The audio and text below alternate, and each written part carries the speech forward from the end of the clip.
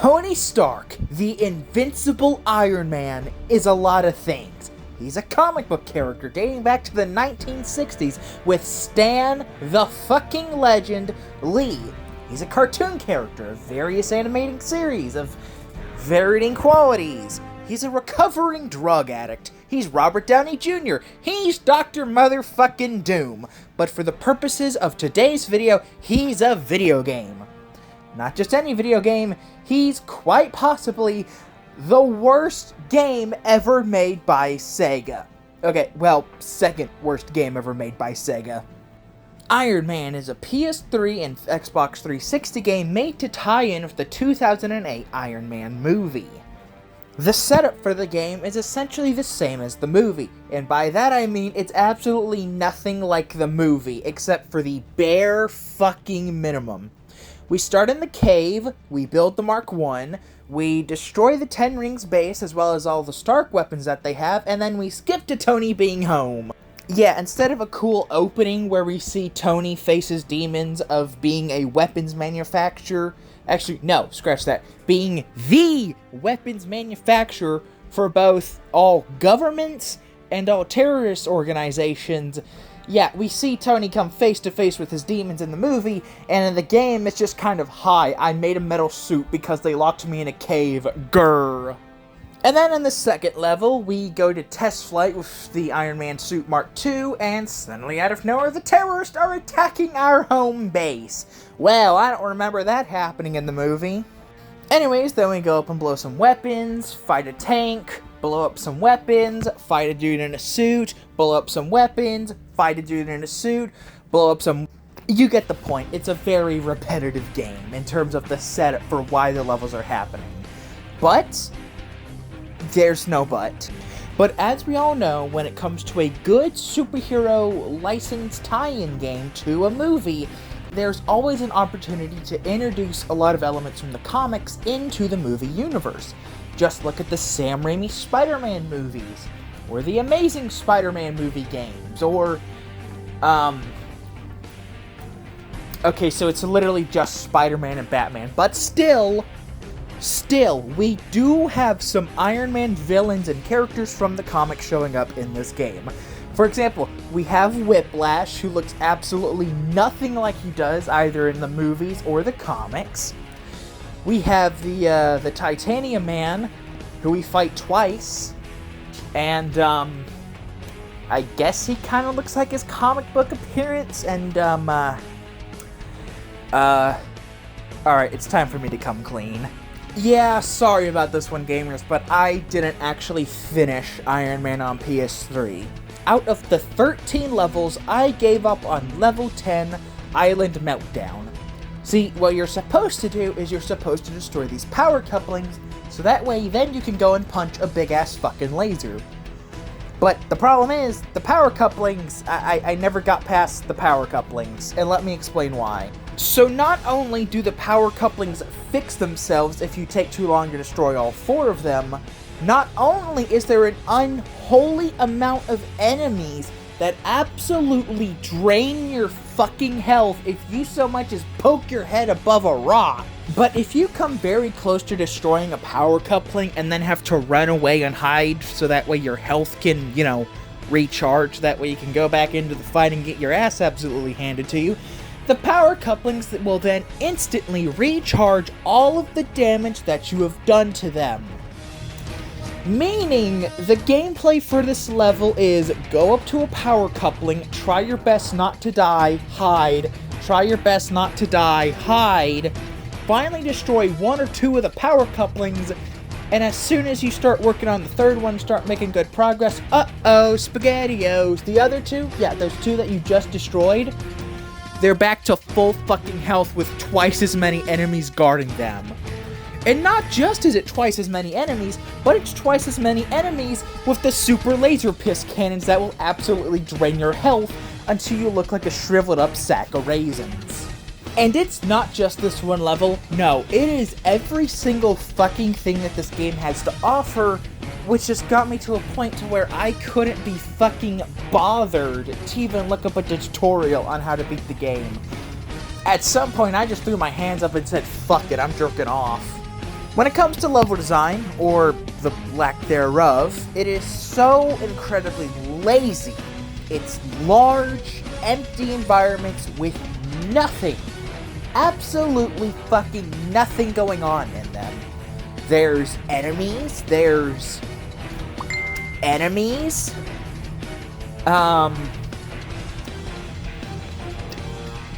it. That's the level design in this game.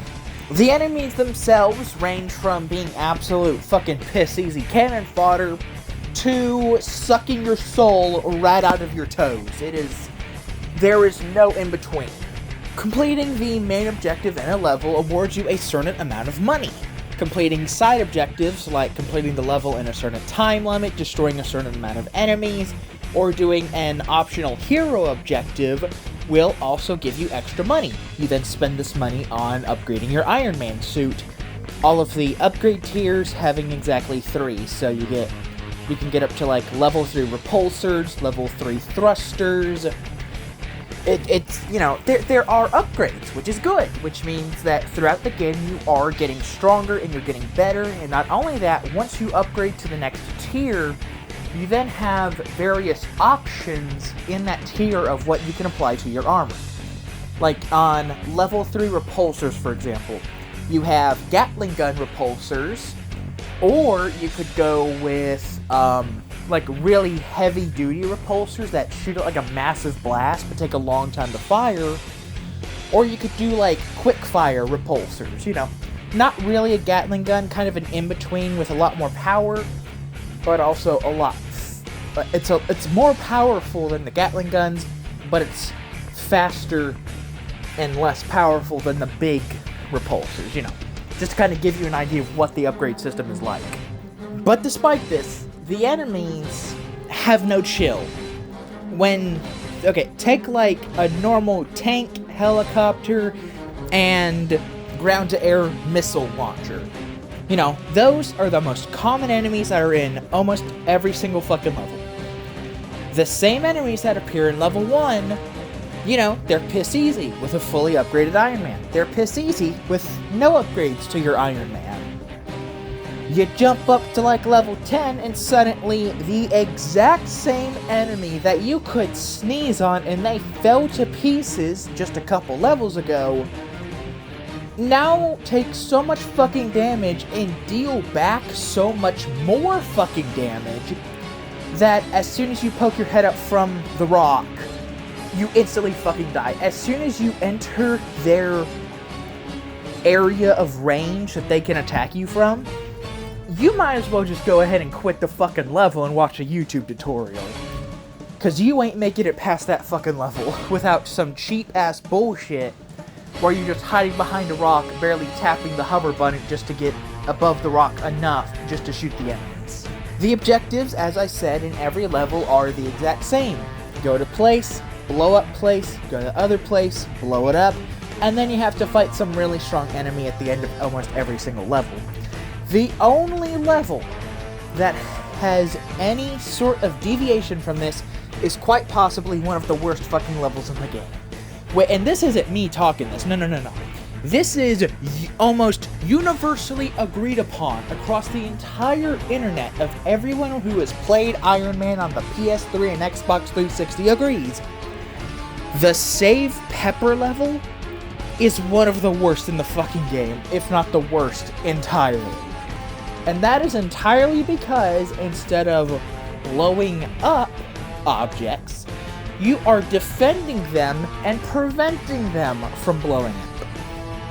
Now granted, when you actually sit down in the level and you get a good run, and you manage to complete the level, it's not that bad. But getting to that one perfect run is what ruins this level. See, because when you go in, it just says, defend the reactor, okay? So you blow up all the enemies in the area, they continuously respawn, and then next thing you know, you get a pre-rendered cutscene where the fucking nuclear reactor blows up and kills everyone. Okay, what the hell was I supposed to do? Well, the thing is, you were doing everything correctly.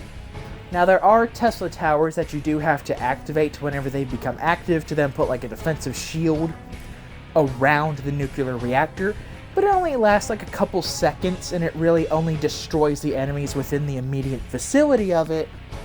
So, yes, it is the most important thing in that level, but at the same time, the recharge time on the Tesla towers can seriously get in your way. Especially once you reach the final few minutes of the level and it's just survive the missile barrage. I almost quit on the Save Pepper level. That is how bad the fucking Save Pepper level is. And then the following fucking level is the Island Meltdown. God fuck.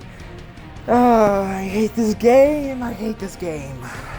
Now, before we go any further, I would like to quickly mention that this game wasn't developed solely by Sega, if at all.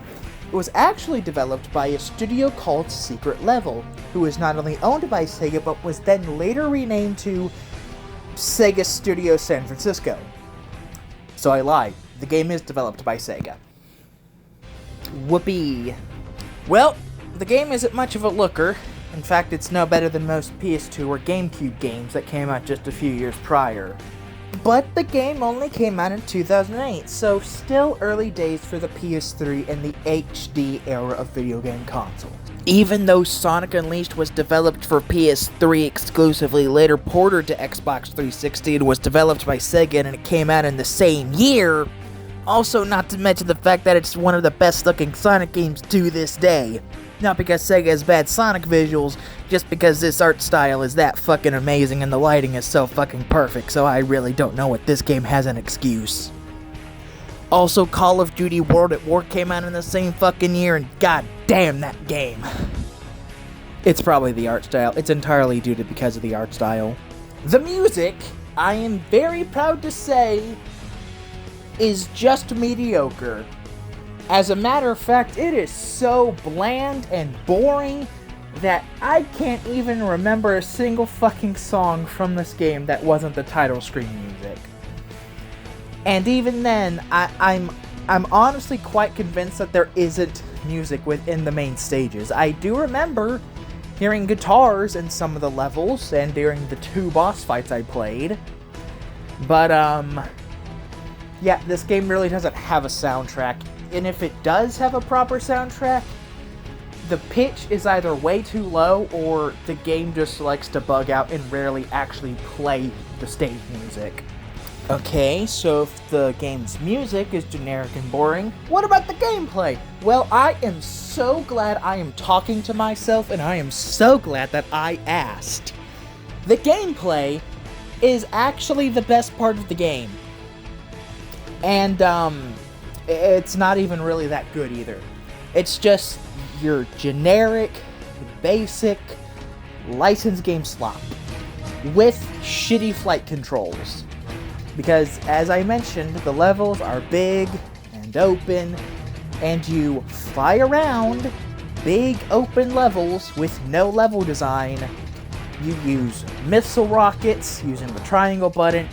You fire repulsor waves with the R2 trigger, and occasionally you can use your unibeam with R1, but it's never useful because as soon as you try to charge up the damn thing to use it, you instantly get face smacked with a missile, and then you can't use it because you just wasted health.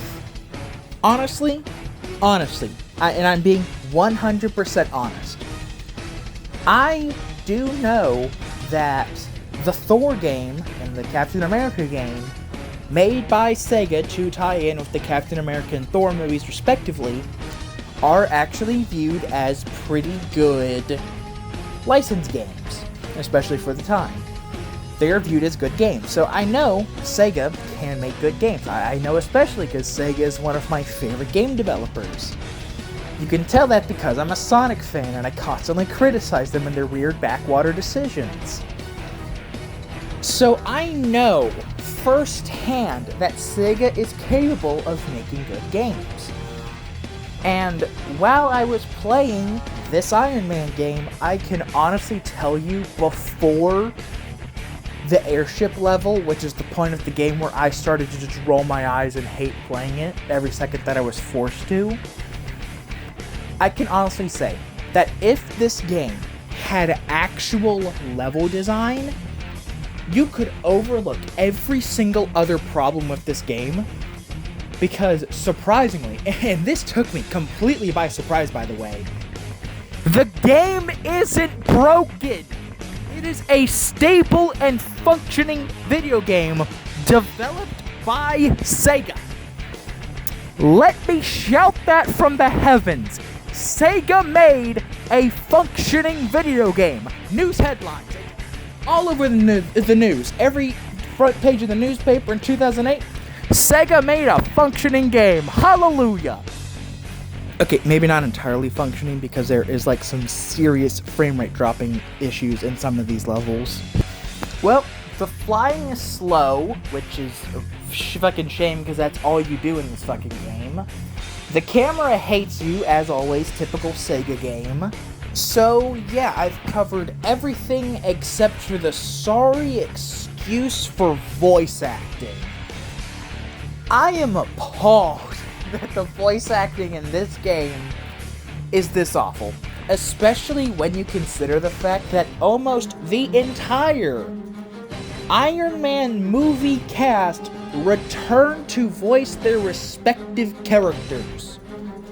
And I am convinced that they either A, didn't care, B, they were hungover, or C, they were just there for a paycheck. Because when they are not mumbling their voice lines directly into the microphone, they just aren't even fucking trying. They're just reading the script bit for bit. Oh, and don't get me started on how Tony Stark's voice in the actual levels sounds nothing.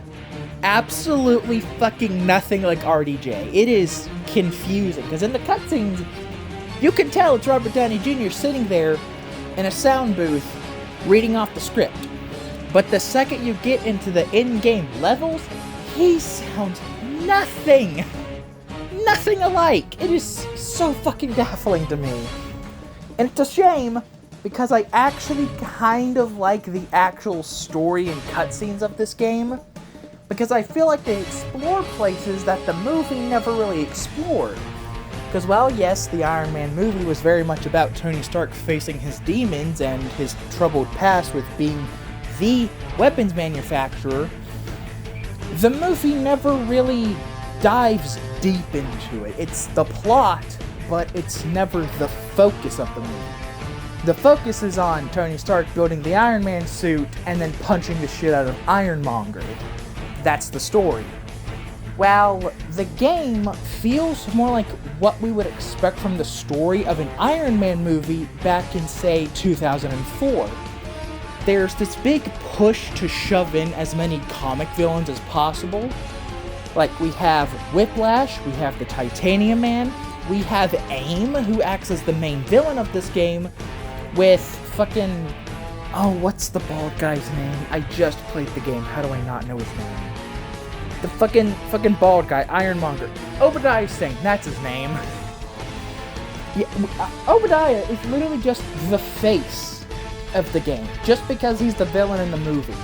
And again, I don't know about this, but I don't even know if we have a boss fight against him, because again, sadly I never finished the game. Which I'm just now realizing could mean that this could completely invalidate my entire review of the game. But when considering the fact that I am reviewing the game out of such pure frustration that I couldn't be bothered to finish it, I feel like that itself speaks way more than I could ever speak about on this game after completing it. In general, it does kind of feel like that the story of this game was very inspired by the comic source material, as well as early 2000s superhero movies. We do have side content, which I do somewhat like, those being the one-man army challenges. Essentially, you're plopped down in one of the 5 levels that was designed. You fly around, you destroy a certain amount of enemies within a certain time limit, and your reward for beating the level is not extra money for extra upgrades. Instead, it's just a cosmetic Iron Man suit. And all in all, I think it's a nice selection. We have the Mark 1, the Mark 2, the Mark 3, all unlocked through the story. Then we also have, like, the Mark 1 from the comics. We have the Iron Man suit from the comics in 2008. Let's see, we also have the Ultimate Iron Man suit, which is fucking butt-ass ugly. We've got the Hulkbuster, which is also butt-ass ugly. And, in terms of side content, it's got some good side content. You know, I'd say that part of the game is probably the strongest. As you will see from when I eventually do post what footage I do have from my playthrough of Iron Man, one thing that I constantly talk about, or at least bring up once or twice, is I don't know what to say about this game. Throughout my playtime, I had no idea how I felt about the game. I never really felt too strongly about it, except for when I was actively hating my playthrough. And so, I think I'm gonna leave it with this. There are glimpses into what is a genuine attempt at a video game. Not just that, but a okay to good video game. There are glimpses of an okay to good video game somewhere in there. But for the life of me, I can't really find them. I think the closest we get to that are the one-man army challenges and unlocking the extra suits, which you can't even use until after you've beaten the game. Which is fucking bullshit to me, but okay, fine, whatever. But now I'm considering the fact that this was a movie tie-in game. And if we know anything about the development cycles of movie tie-in games, they're usually made with not a lot of time, not a lot of money, not a lot of resources. Hell, most of these games are made with without a finished movie script. And so they kind of have to make up shit as they go along, which is why so many movie games have like an almost completely different plot, or they take place before the movie so that way they can make up their own bullshit, or they take place after the movie because they literally didn't get a movie script and just have to kind of figure it the fuck out on their own. And then I look back at Sonic Adventure, a game that Sega developed in only 10 months. They made one of their best Sonic games in only 10 months. And I have no idea how long Sonic Adventure 2 had in terms of development time. But when I look at that, and how Sega are the kings of crunch game development on a shoestring budget, it suddenly makes a lot more sense why Sega was chosen to hold the MCU movie tie-in game license for as long as they did. Honestly, I'm surprised it didn't go farther, but then again, I also see why it didn't go farther.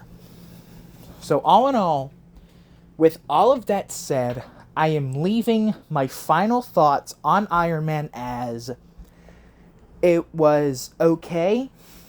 I never want to play this game again. I never want to finish this game. And as soon as I finish recording not only this voiceover, I'm going to my PS3, I'm taking the disc out, I'm wiping my ass with it, and I'm uninstalling the game from my PS3 hardware. And then I'm never going to think about this game again, and I'm going to do Morty's Mind Blowers until I completely forget about that this game ever existed, and that I ever played it. 5 out of fucking 10. It is not at all worth your time, and I just fucking remembered there's a motherfucking sequel that I'm gonna have to play eventually. Motherfucker.